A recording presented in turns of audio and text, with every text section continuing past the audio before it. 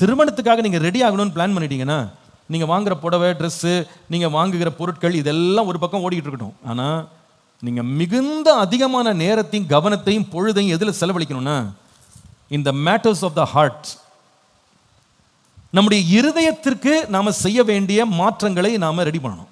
புத்தி சரியில்லாமல் வீட்டை கட்ட முடியாது. திரும்ப சொல்கிறேன், நம்முடைய மனம் புதிதாகாமல் வீட்டை ஜெயமாய் கட்ட முடியாது. நீங்கள் ஒரு கணவனாக இருக்கலாம், மனைவியாக இருக்கலாம், பையனாக இருக்கலாம், பெண்ணாக இருக்கலாம். நீங்கள் 2 பேருக்கு எதுக்கு ஃபர்ஸ்ட் ப்ரையாரிட்டி எது கொடுக்கணும் தெரியுமா? ஐ want to become like Jesus. இயேசுவை போல நான் மாற வேண்டும், அவருடைய சுபாவங்கள் எனக்கு வேண்டும், என் குணம் அருமையான குணமாக மாறணும். நீங்கள் அதில் ஃபோக்கஸ் பண்ணி பாருங்கள், உங்கள் ஃபேமிலி ரொம்ப லாங் லாஸ்டிங்காக இருக்கும். உள்ள இருக்கிற குணம் எல்லாம் பொல்லாததாக இருக்குமானால் நீங்கள் உலகத்தில் கோடீஸ்வர ஒரு திருமணத்தை கூட நடத்தி காமிச்சா கூட அது முடிவு ஜெயமாக முடியாது. மேரேஜை கான்டெம்ப்ளேட் பண்ணுற எல்லாருக்கும் நான் மிகுந்த தாழ்மையாக சொல்கிறேன், start thinking about matters of your heart and your character. சிலருடைய லைஃப்பில் சில ரெட் ஃப்ளாக்ஸ் அப்படின்னு இருக்கும். இந்த ரெட் ஃப்ளாகை அவங்க சொந்த அப்பா அம்மாவே சுட்டி காமிச்சிருப்பாங்க. அவங்க சொல்லுவாங்க, உனக்கு ரொம்ப கோபம் வருது, நீ ரொம்ப கோவப்படுற, கொஞ்சம் கோபத்தை கட்டுப்படுத்துன்னு சொல்லிக்கிட்டே இருப்பாங்க. நீங்கள் அதில் போய் கை வைக்காமல் நீங்கள் போய் அலங்கரிக்கிறதுலையும் ஆர்ப்பாட்டமாக குடும்பத்தை கல்யாணத்தை நடத்துறதுலையும் நீங்கள் கவனம் செலுத்திட்டு கோபத்தை கையாளாமல் போனீங்கன்னா மேடையிலே அடி வாங்க பொண்ணுங்களா இருக்காங்க தெரியுமா? மேடையிலே, திருமண மேடையிலே அடி வாங்கின பொண்ணுங்க இருக்காங்க. ஏன்னா இவன் எல்லா டெக்கரேஷனையும் பண்ணாங்க, ஓடி ஓடி போய் எல்லாத்தையும் ஆயத்தம் பண்ணான். எதுவும் ஆயத்தம் பண்ணலை, அங்கேயே எல்லாத்தையும் நீயும் நீ ஆச்சு, உன் குடும்பம் ஆச்சு, போயா அப்படின்னு விட்டு போன பெண்கள் இருக்காங்க. அன்னைக்கு அவங்க ஷாக் ஆகிட்டாங்க, இவனோட நான் என்ன பண்ண முடியாது, வாழ முடியாது. ஏன்னா இவர் சூட் ரொம்ப நல்லா இருக்குது, ஆள் சூட்டு போட்டு சும்மா ஜம்மு நிற்கிறாரு, ஆனால் உள்ளே இருக்கிற குணம் எப்படி இருக்கு, பொல்லாத குணம். சில பேர் உங்கள் நண்பர்களோடு நீங்கள் சுற்றி வருவீங்க, கிளாஸ் ரூமில் இருப்பீங்க, நிறைய பேர் உங்கள் ரெட் ஃப்ளாக்ஸ் காமிச்சிருப்பாங்க. உனக்கு ரொம்ப ஷார்ட் டெம்பர் இருக்குன்னு சொல்லியிருப்பாங்க, உனக்கு பொறுமை இல்லைன்னு சொல்லியிருப்பாங்க, நீ உன் வேலையில் ஜாக்கிரதையாக இல்லைன்னு சொல்லியிருப்பாங்க, நீ யாரையுமே சட்டை பண்ணுறதில்ல, நீ யாருக்குமே அன்பு காட்டுறதில்ல, நீ பகிர்ந்து கொடுக்குற சுபாவம் உனக்கு இல்லை, நீ விருந்தோம்பல் செய்கிறதில்ல, யூ ஆர் வெரி செல்ஃபிஷ், இதெல்லாம் சொல்லிட்டு இருக்காங்களா? ஐ டெல் யூ, உங்கள் வாழ்க்கையை பற்றி உங்களுக்கு தெரியும். எல்லாவற்றுக்கும் மேலே ஆவியானவர் பேசுவார். அவர் சொல்கிற வார்த்தைகளுக்கு நீங்கள் டைம் எடுத்து நீங்கள் உங்கள் பழைய குணங்கள் சுபாவங்கள் எல்லாம் நீங்கள் களைஞ்சிட்டு நீங்கள் மறுரூபமாகலை அப்படின்னா நீங்கள் ஒரு சிறந்த குடும்பத்தை கட்டி எழுப்ப மாட்டீங்க. சில பேர் ஃபிசிக்கலாக ரொம்ப ஃபிட்டாக இருப்பாங்க, ஆனால் மைண்ட் டோட்டல் ஷாம்பிள்ஸ் இருக்கும். எண்ணங்கள், சிந்தனைகள், குணங்கள், சுபாவங்கள் தாறுமாறாக இருக்கும். சில பேர் முகத்தோற்றத்தில் ரொம்ப அழகாக இருப்பாங்க, வசீகரமாக இருப்பாங்க. ஃபோட்டோ பார்த்த உடனே எல்லாருக்கும் ஆசை வந்துடும், இந்த பொண்ணு ரொம்ப அழகாக இருக்கா, இந்த பையன் ரொம்ப அழகாக இருக்கிறாரு, மாப்பிள்ளை ரொம்ப அருமையாக இருக்கிறாரு, பார்த்த உடனே ஒரு அட்ராக்ஷன் கிடைக்கும். ஆனால் இந்த அழகானவர்கள், நல்ல வசீகரிக்கக்கூடிய தோற்றம் உள்ளவர்கள்லாம் குடும்பம் நடத்தணும்னு போகும்போது பிக் டிசாஸ்டர், பெரிய அழிவு இருக்கும், பெரிய சீரழிவு, பெரிய போராட்டம். ஒரு நாள் கூட வாழ்க்கையை நடத்துறதுல பெரிய பிரச்சனை வந்துடும். 2 பேரும் ஒன்றா வாழ்றது பெரிய போராட்டமாக மாறிடும். இன்னைக்கு பாருங்க, கல்யாணம் அப்படின்னும் போது நான் நீங்கள் இதுக்கெல்லாம் போகாதீங்க நான் சொல்ல, நம்ம உடனே எதுக்கு பிளான் பண்ணுறோம், எப்போ ட்ரெஸ் வாங்குறது, எப்படி நாம டெக்கரேஷன் பண்ணுறது, மண்டபத்தை எப்படி டெக்கரேஷன் பண்ணுறது, எப்படி நம்ம வீட்டை டெக்கரேஷன் பண்ணுறது. சில பேர் பாருங்க, கல்யாணம் வந்த உடனே வீடெல்லாம் பெயிண்ட் அடிக்க ஆரம்பிச்சிருவாங்க. தப்பு கிடையாது, வீடை பெயிண்ட் அடிக்க நல்லா சுத்தமாக வச்சுக்கிடுங்க. புது பெட்ஷீட் வாங்கி போடலாம், புது பெட் ஸ்ப்ரெட் வாங்கி போடலாம், ஸ்க்ரீனை மாற்றலாம், இதெல்லாம் நிறைய லிஸ்ட்டில் வச்சுருப்பாங்க. இதெல்லாம் கல்யாண சீசன் வரும்போது எல்லாம் மாற்றணும், புது பாத்திரமாக வாங்கி வைக்கணும், ஓடாத காரியங்களெல்லாம் ஓட வைக்கணும், ட்ரெஸ்ஸை நல்லா வாங்கணும், மேட்சிங்காக வாங்கணும். தப்பு கிடையாது பிரியமானவர்களே. ட்ரெஸ்ஸு மேட்சிங்காக இருக்கிறதுனால ஃபேமிலி சக்ஸஸ்ஃபுல்லாக இருக்கும்னு கனவு காணாதீங்க. உங்கள் குடும்ப வாழ்க்கைக்கு நீங்கள் செய்யக்கூடிய கடைசி காரியமாக இது இருக்கலாம். என்னது? உங்களை அழகுபடுத்திக்கிறது, அழகான வஸ்திரங்களை உடுத்திக் கொள்வது, வீட்டை அலங்கரிக்கிறது, நம்முடைய மண்டபங்களை அலங்கரிக்கிறது, ஸ்டேஜ் டெக்கரேஷன், பேக்ரவுண்ட் எப்படி இருக்கும்னு பார்க்கறது, இதெல்லாம் லாஸ்ட். இதெல்லாம் என்னன்னா, ஒரு வீடெல்லாம் கட்டி முடிச்ச பிறகு ஃபைனலாக ஒரு பெயிண்ட் ஜாப் பண்ணுவாங்க பாருங்க, பெயிண்டிங் பண்ணுவாங்கல்ல, அந்த மாதிரி தான். நம்முடைய உள்ளான மனுஷனை நம்ம ரெடி பண்ணாமல் திருமண வாழ்க்கை, நம்ம கட்டப்போகிற வீடு ஆட்டோமேட்டிக்காக சரியாயிடும் அப்படின்னு நீங்கள் எதிர்பார்த்தீங்கன்னா பெரிய தோல்வியை தான் நம்ம கண்டுபிடிக்கும். ஒரு கணவனாக என் வாழ்க்கையில் புத்தியே சரியில்லைப்பா சார், வீட்டில் கட்ட சொன்னாங்க கட்டிட்டேன். மனைவியாக நீங்கள் சொல்லலாம், சில பேர் இதெல்லாம் எங்கள் வீட்டில் எதுவுமே சொல்லலை, மாப்பிள்ளை நல்லா இருக்காரா, படிச்சிருக்காரா, பிடிச்சிருக்கான், கட்டிக்கோ வந்துட்டாங்க, அவ்வளோதான். ஆனால் இந்த பேக்கேஜ் 2 பேரும் எதோட வந்தாங்கன்னு கேட்டால் கோபம், எரிச்சல், வைராக்கியம், சண்டை, விரோதம் எல்லா பேக்கேஜோட உள்ள வந்து இறங்கினாங்க. இறங்குனா கொஞ்ச நாள்ல பார்த்தீங்கன்னா சர்க்கஸ் மாதிரி தான் இருக்கு வீடு. ஒரு நாள் யானை சர்க்கஸா இருக்கு, ஒரு நாள் புலி வேஷமா இருக்கு, ஒரு நாள் கரடி வேஷமா இருக்கு. சர்க்கஸ் தான் இது. இந்த சர்க்கஸை வேடிக்கை பார்க்கறதுக்கு நிறைய பேர் இப்போ சுற்றி வந்து நிற்கிறாங்க. சொந்தக்காரங்க வந்து பார்க்குறாங்க, சபை வந்து பார்க்குது. இன்னைக்கு என்ன பிரச்சனை வரப்போதோ தெரியலையே. இந்த சர்க்கஸ் ஏன் வந்துச்சுன்னா, உள்ள போனது எல்லாம் என்னதான் மிருக குணம், குணம் மாறல. மாப்பிள்ளை எதை பார்த்தாருன்னா பொண்ணுடைய சிரிப்பை பார்த்தாரு, பல்லழகை பார்த்தாரு. பொண்ணு எதை பார்த்துச்சுன்னா மாப்பிள்ளையுடைய ஹைட்டை பார்த்துச்சு, மாப்பிள்ளையினுடைய சம்பளத்தை பார்த்துச்சு, மாப்பிள்ளையினுடைய பின்னணி எல்லாம் பார்த்துச்சு. ஆனா மாப்பிள்ளைக்கு உள்ள இருக்கிறத யாரும் என்ன பண்ணல, அங்க உள்ள எல்லா பொல்லாத குணம் ஃபுல் பேக்கேஜோட இருக்கு. அந்த பேக்கேஜ் வந்து எப்போ ஓப்பன் ஆகும்னு கேட்டா, புது கொடுத்தன போகும்போது எல்லாம் ஒன்னொன்னா ஓப்பன் ஆகும். ஐயோயோ ஐயோயோ, என்னங்க ஒரு வாயிலிருந்து இவ்வளவு கெட்ட வார்த்தை வருது. அது பேக்கேஜ் ஏற்கனவே வந்திருக்கேன், உள்ள கூட வரும்போதே வீடு மாற்றும் போதே சேர்ந்தா வந்துச்சு அந்த பேக்கேஜ். அதுல மாற்றம் இல்லை. இப்போ ஒன்னொன்னா திறக்க திறக்க திறக்க திறக்க கடைசியில் பார்த்தீங்கன்னா they are only ending up hurting each other for the rest of their life. வாழ்நாள் முழுவதும் ஒருவரை ஒருவர் காயப்படுத்துவதே அவர்கள் தொழிலாக மாறிவிட்டது. அதுதான் பொழுதுபோக்கு. காலைல எழுந்த ரேடியோ ஸ்டார்ட் பண்ண ரேடியோ நைட் வரைக்கும் மூட மாட்டேங்குது. இவங்க எப்போ நிம்மதியாக இருப்பாங்கன்னா தூங்கும் போது தான் நிம்மதியாக இருப்பாங்க. அழகு, சௌந்தரியம் இதில் கவனம் செலுத்திட்டு மேட்டர்ஸ் ஆஃப் த ஹார்ட்ல பிரச்சனை வந்துச்சுன்னா குடும்பம் நிலை நிற்காது. முதல் மனிதனுக்கு ஆண்டவர் குடும்பத்தை ஸ்தாபித்து கொடுக்கும்போது முதல்ல அவன் எப்படி சிருஷ்டித்தார்னா, என்ன போல நீ மாறு, என்ன போல இரு, தேவ சாயலின் படியும் தேவனுடைய ரூபத்தின் படியும் ஆணும் பெண்ணுமாக தேவன் அவர்களை சிருஷ்டித்தார். இதை நீங்க ரொம்ப கன்சிடர் பண்ணுங்க. நீங்க பாருங்க, சில பேர் ஏற்கனவே குடும்பம் ஆரம்பிச்சு நடத்திட்டு இருக்கீங்க, ஆனா வீடு வந்து நிறைய கிராக் கொடுதுங்க. ஒரு நாளைக்கு ஒரு பிரச்சனை வீட்டில் இருக்கு. திடீர்னு ஒரு இடத்துல லீக் ஆகுது, ஒரு இடத்துல கிராக் விட்டுருச்சு, ஒரு இடத்துல பார்த்தீங்கன்னா கரையான் பிடிச்சி நிற்கிது, ஒரு பக்கம் பார்த்தீங்கன்னா எலக்ட்ரிக்கல் ஃபெயிலியர் ஃபால்ட் வருது, என்னென்னமோ பிரச்சனை தர வெடிக்குது, எல்லாம் வருது. இது வந்து நம்ம வாழ்க்கையின் பிரச்சனைகளை பற்றி பேசுகிறேன். இதெல்லாம் வருதுன்னா கொஞ்சம் யோசிச்சு பாருங்க. இந்த மாதிரி பிரச்சனை வரும்போது எத்தனை பேர் நினைப்பீங்க இன்னொரு கோட் ஆஃப் பெயிண்ட் அடிச்சாலாம் சரியா போயிடும், ரொம்ப லீக் ஆகுது, பெயிண்ட் அடிச்சிங்கன்னா சரியாயிடும், யாராவது சொல்லுவாங்களா? இங்கே பாருப்பா, கவனிங்க. நிறைய குடும்பங்களில் ரொம்ப வேதனையோடு நான் சொல்கிறேன், சில மாப்பிள்ளைகள் வந்து பெண்ணிட்ட வந்து என்ன சொல்கிறாங்க தெரியுமா, நீ என்னோட தொடர்ந்து குடும்பம் நடத்தணும்னா போய் 5 லட்சம் வாங்கிட்டு வாங்குறாங்க. 5 lakhs போய் வாங்கிட்டு வா, 10 லட்சம் வாங்கிட்டு வா.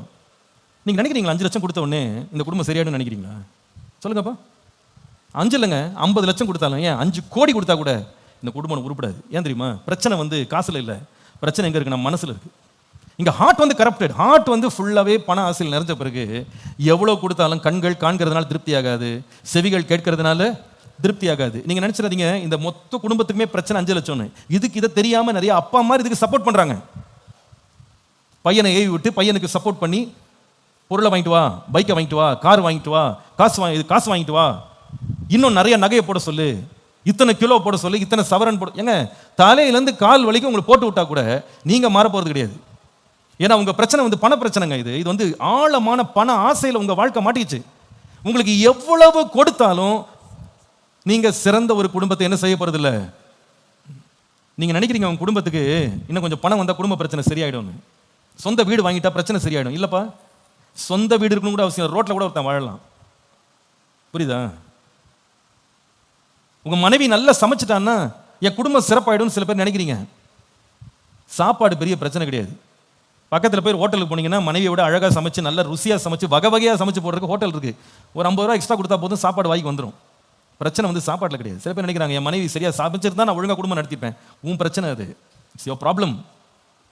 உனக்கு சகிப்பு இல்லாமல் போயிடுச்சு, உனக்கு அன்பு இல்லாமல் போயிடுச்சு, இறக்கம் இல்லாமல் போயிடுச்சு. உன்னுடைய குணம் கெட்டு போனதுனால நீ நிறைய பிரச்சனைகளை காண்பிக்கிற. பட் அந்த பிரச்சனைகளை எல்லாம் சரி பண்றதுக்கு எவ்வளவு முயற்சி செய்தாலும் it's not going to work. அது செய்யப்போற எதுவுமே நீங்க செய்ய முடியாது until the real thing has to change. உள்ள இருக்கிறத மாற்றாம வெளியே என்ன நீங்க மேக்கப் பண்ணாலும் நிக்காது. அதனால தான் வேதம் சொல்லுகிறது, உங்க வஸ்திரத்தெல்லாம் கிழிச்சுக்கிட்டு எல்லாம் சரி பண்ணலாம்னு நினைக்காதீங்க, இருதயத்தை கிழிச்சுக்கிட்டு ஆண்டவர்கிட்ட திரும்புங்க. நான் சொல்ற வார்த்தைகளை ஒவ்வொரு குடும்ப தலைவனும் கேட்க வேணும், ரொம்ப கேட்கணும். ஒவ்வொரு குடும்ப தலைவி கேட்கணும்.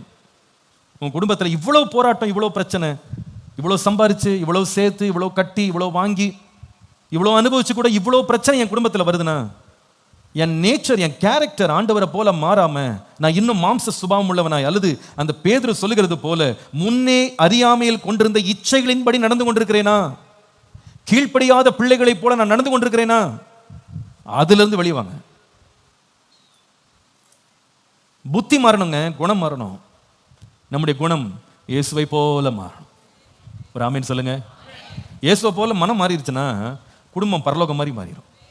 எல்லாரும் என் பின்னால திரும்ப சொல்லுங்க, இயேசுவை போல மனம் மாறிச்சுன்னா வீடு பரலோகம் மாதிரி மாறிடும்.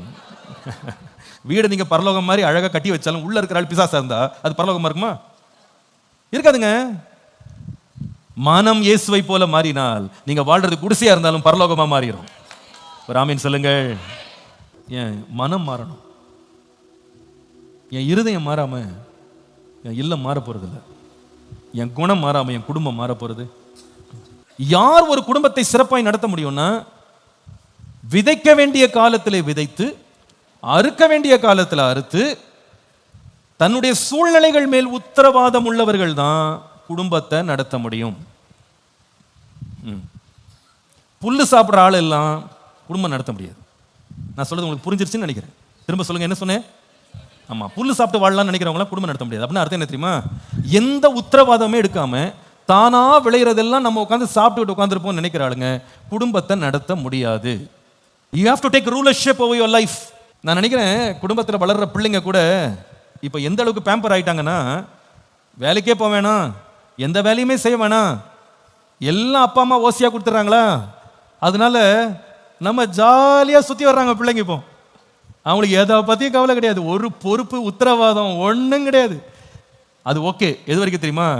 நீ புருஷன் ஆகிற வரைக்கும் கூட ஓகே தான். அது ஓகே, இட்ஸ் ஓகே. நீ சின்ன பிள்ளையா இருக்கும்போது உனக்கு பால் கொடுத்து, ஆகாரம் கொடுத்து, வஸ்திரம் கொடுத்து, ஆதரவு கொடுத்து, உனக்கு ஒரு கூரையை கொடுத்து, உன்னை அப்பா அம்மா வந்து தங்களுடைய கட்டுப்பாட்டுக்குள்ளே வளர்த்து பராமரித்து வைக்கிறதெல்லாம் ஓகே. அந்த பொறுப்பை அப்பா அம்மா எடுத்துக்கிறாங்க, அது கண்டிப்பாக எடுப்பாங்க, எடுக்கணும் இல்லையா? பிள்ளைகளை போஷிக்கணும். பொல்லாதவர்களாகி நீங்களே உங்கள் பிள்ளைகளுக்கு நல்ல ஈவுகளை, இதெல்லாம் ஓகேப்பா, பிள்ளையா இருக்கிற வரைக்கும் ஓகே. பட் வளருகிற வயதில் if you are not taking responsibility for your own life, you are not fit to be a husband, you are not fit to be a wife. Did you get what I said? நம்முடைய சொந்த வாழ்க்கைக்கு உத்தரவாதம் எடுக்க விருப்பம் இல்லாத எந்த ஒரு பையனும் திருமணத்துக்கு லாய்க்கு இல்லாதவன். தன்னுடைய வாழ்க்கைக்கு உத்தரவாதம் எடுக்காத எந்த பெண்ணும், தயவு செய்து தாழ்மையா சொல்றேன், அப்படிப்பட்ட பையன் பொண்ணு கல்யாணம் பண்ணாதீங்க. நீங்க வந்து உங்க வாழ்க்கையும் கெடுத்துருவீங்க, வேற ஒருத்தரையும் கெடுத்து போடுவீங்க. உங்களுக்கும் இந்த கல்யாணத்துக்கும் சம்பந்தமே கிடையாது. நீங்க மாட்டை போல புல்லு சாப்பிட்டு வாழலாம்னு நினைச்சா, ஓசியிலேயே காலத்தை ஓட்டலாம்னு நினைச்சா உங்களுக்கு குடும்பத்துக்கு சம்பந்தம் கிடையாது. குடும்பம் நடத்தணும்னு பிளான் பண்ணிட்டீங்களா? குடும்பம் நடத்த தகுதி உள்ளவன் யாருன்னா, விதைக்கவும் அறுக்கவும் தோட்டத்தை பண்படுத்தவும் காக்கவும் உத்தரவாதம் உள்ளவனா இருக்கணும். ஒரு ஆமீன் சொல்லுங்கள். ஆமா, மாடு ஆடெல்லாம் வந்து கண்டபடி வளர்ற புல்ல, கண்டபடி வளர்ற செடியை உட்காந்து சாப்பிட்டு உட்காந்துருக்கும். மனுஷன் கண்டபடி வளர்றத அவங்க சாப்பிட மாட்டான். சாப்பிடுவானாங்க? சாப்பிட மாட்டான். அவன் என்ன பண்ணுவான்னா, கரெக்டாக அந்த சீசனை பார்த்துட்டு கண்ணீரோட கொண்டு போய் விதைக்கிறான், அந்த வயலை போய் பாதுகாக்கிறான், உத்தரவாதம் உள்ளவனா இருக்கிறான், தூக்கம் இல்லாம உட்கார்ந்து பணி செய்கிறான், தன் வயல் மேல கவனமா இருக்கிறான். ஆடு மாடுகளை வளர்க்குறான்னா இரவு மகளாக அதை வேலி எடுத்து காக்குறான், காணாமல் போனதை போய் தேடி போய் கொண்டு வர்றான், தன் வேலையில் ஜாக்கிரதையா இருக்கிறான். அறுவடை காலத்தில் போய் தூங்குகிற சோம்பேறியா இருக்க மாட்டான். அறுவடை வந்துருச்சா உடனே போவான், போய் நின்று சேற்றில் இறங்கி போய் என்ன செய்வான்? வேலை செய்வான், உத்தரவாதம் எடுப்பான். குடும்பத்திற்கு உத்தரவாதம் எடுக்கிறவர்கள் தான், தங்கள் சூழ்நிலைகளை கட்டுப்பாட்டுக்குள்ள கொண்டு வர்றவங்க தான் குடும்பம் நடத்த முடியும். இஷ்டத்துக்கு எழும்புறது, இஷ்டத்துக்கு தூங்குறது, இஷ்டத்துக்கு சுத்துறது, இஷ்டத்துக்கு வாழ்றவங்க எல்லாம் வந்து வெற்றி உள்ள குடும்பத்தை நடத்தவே முடியாது. ஏன்னா இஷ்டத்துக்கு வளர்றது தானியம் அல்ல. ஒரு கனி மரத்தை வளர்க்கறதுக்கு எவ்வளவு கஷ்டப்படணும் தெரியுமா? அது ரொம்ப கவனிக்கணும். அது நேரம் வரும்போது அதுக்கு மருந்து அடிக்கணும், அது கரெக்டாக தண்ணி ஊற்றணும், அது வேலி அடிக்கணும், பாதுகாக்கணும், சுற்றி கொத்தணும், எரு போடணும். முள்ளு செடிக்கெல்லாம் நீங்கள் இந்த வேலையை செய்ய வேண்டிய அவசியம் இல்லை, புல்லுக்கெல்லாம் நீங்கள் இதை செய்ய வேண்டிய அவசியம் இல்லை. அது தானாக வளரும், அது மாடு சாப்பிட்டு போயிடும். ஆனால் மனுஷன் சாப்பிட்ற எதுவாக இருந்தாலும் அதை ரொம்ப பாதுகாத்து தான் என்ன பண்ணணும்? வளர்த்து எடுக்கணும். That means you can not be left your self. குடும்பம் நடத்துறவங்க இஷ்டத்திற்கு தன் இஷ்டத்திற்கு விடப்பட்ட பிள்ளையை போல இருக்கக்கூடாது. Take control over your circumstances. இங்கே பாருப்பா, கவனிங்க, வாலிப பிள்ளைங்க கவனிங்க. இங்கே இருக்கவங்க எல்லாம் யூத்தாக தான் இருப்பீங்க. கண்டிப்பாக உங்களுக்கு இன்னொரு 5-6 வருஷத்துக்கு கல்யாணம் ஆகிடும் அப்படின்னு எதிர்பார்க்குறேன், ஜோம் பண்ணுறேன். சில பேருக்கு இன்னும் சில மாதங்களே கல்யாணம் ஆகணும்னு ஜோம் பண்ணுறேன். It's high time for some of you, for most of you. இப்போ whatever you do, make sure that whatever you do, you keep it under your control. அதை சரியாக கைட் பண்ணுறேன், நான் சரியான ஒரு திசையை நோக்கி போயிட்டு இருக்கிறேன் ஒரு தெளிவு உங்களுக்கு இருக்கணும். ஏதாவது கொடுங்க, ஏதாவது படிக்கிறேன் அப்படி சொல்லக்கூடாது. What do I want to do with my life? என் வாழ்க்கையை பற்றி நான் என்ன செய்ய போகிறேன்? என் தரிசனம் என்ன? என்னுடைய வாழ்க்கையின் நோக்கம் என்ன? அதை என் கண்ட்ரோலுக்குள்ளே கொண்டு வரணும். பாருப்பா, காலேஜுக்கு போகும்போது கண்ட்ரோல் ஃப்ரீக்காக இருக்கக்கூடாது. எப்படி நான் கண்ட்ரோல்டாக இருக்கணும். மற்றவன் ஊர் சுற்றுவான்ப்பா காலேஜில், அவன் கொண்டு போகிறத பார்த்தீங்கன்னா இவன் படிக்க போகிற மாதிரியே இருக்காது, அப்படி சுற்றுவான். இவன் யாருன்னா வருங்காலத்தில் அவன் குடும்பம்லாம் நடத்தி பழைக்கிற ஆள் கிடையாது. இவன் சும்மா ஊர் சுற்றி பண்ணுறான். இது அப்படியே சுற்றி சுற்றி சுற்றி வந்து கல்யாண காலத்தில் மாமனார் கொடுக்க மாட்டாரா, மாமியார் கொடுக்க மாட்டாங்களான்னு காத்துட்டு இருக்கிற ஒரு கூட்டம் ஒன்று இருக்குது. நீ யார் தெரியுமா? தேவன் கட்ட விரும்புகிற ஒரு வீட்டை ஞானமாய் கட்ட வேண்டிய ஒரு மகன், ஒரு மகள். நீ எப்படி வேலை செய்யணும் தெரியுமா? I have to take control of my circumstances. படிக்க போனேன்னா படித்து நல்ல மார்க் எடுக்கணும், வாழ்க்கையில் மேன்மை அடையணும், அடுத்த லெவலுக்கு நான் போகணும், நல்ல நிலைக்கு என் வாழ்க்கையை கொண்டு வரணும். எல்லாம் தானாக வரும், எல்லாம் ஓசியில் வரும்னு நினைக்கவே கூடாது.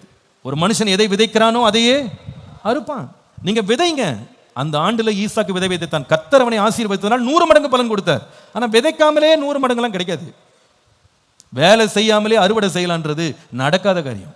ஒரு தரிசனத்தோட, சொப்பனத்தோட, ஒரு திட்டத்தோட உங்க வாழ்க்கையை வழங்க. Be responsible with your life. குடும்பம் நடத்துறவங்களுக்கு அன்பா சொல்றேன், குடும்பம் நடத்துறதுக்குன்னு கற்பனைகள் இருக்கு. என்ன கற்பனை? புதிய ஏற்பாட்டில் நம்ம வாசிக்கிறோம், புருஷர்களே உங்கள் சொந்த மனைவிகளில் என்ன பண்ணுங்க? அன்பு கூறுங்க. உங்கள் சொந்த சரீரங்களாக பாவித்தவள் அன்பு கூறுங்க. மனைவிகளே உங்கள் சொந்த புருஷருக்கு எல்லா காரியத்திலும் என்ன பண்ணுங்க? இதெல்லாம் கற்பனை.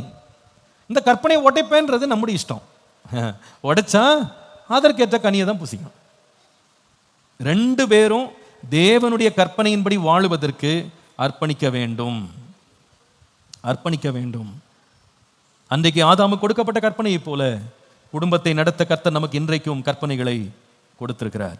தாவீது சொல்லி ஜெபம் பண்றேன், என் வீட்டை ஆசீர்வதிங்க ஆண்டவரே, எப்பொழுதும் என் வீடு முன்னாடி இருக்கணும்னு சொல்லி. ஆனா இந்த மனுஷனுடைய வாழ்க்கை நல்லா போயிட்டு இருந்துச்சு. ஆனா இந்த மனுஷன் ஒன்னொன்னா கற்பனை வந்து மீற ஆரம்பிச்சார். ஆண்டவர் சொன்னாரு, நீ ராஜாவாகும் போது அநேக மனைவிகளை சேர்த்து கொள்ளாதுன்னு சொன்னாரு. ஆனா இப்ப ராஜாவாச்சே, யாரெல்லாம் அவைலபிளோ எல்லாரையும் கல்யாணம் பண்ணாரு. ஒன்னொன்னா ரொம்ப வேடிக்கையாக தான் இருந்திருக்கும். அப்பப்போ புது புது வரவுகள், புது மாடல் வந்துகிட்டே இருக்குது உள்ள. பக்கத்து வீட்டில் இருக்க அம்மாவையும் உள்ள கூப்பிட்டுக்கிட்டாரு. எல்லாம் நல்லா தான் இருந்துச்சு, யாரும் பேசலை. ஏன் தெரியுமா? இவர் யாரு? ராஜா. யாரா பேச முடியுமா? ஆனால் கற்பனை மாறாது.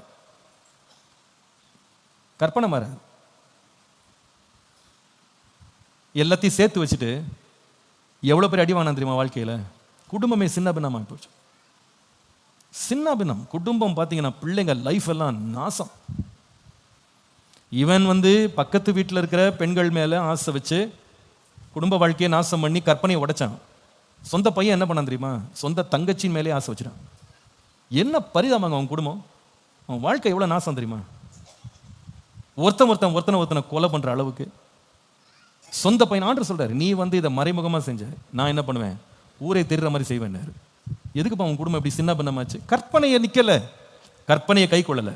இன்னைக்கு இந்த 3 காரியங்களுக்கு அர்ப்பணிங்க. ஆண்டவரே, என் குடும்பம் நான் கட்டப்போகிற ஒரு வீடாக இருக்கலாம், ஏற்கனவே கட்டி எழுப்பி இருக்கிற வீடாக இருக்கலாம், தாமதித்தாலும் மாறிக்கொள்றதுக்கு ஒரு வாய்ப்பு ஆண்டவர் தர்றாரு.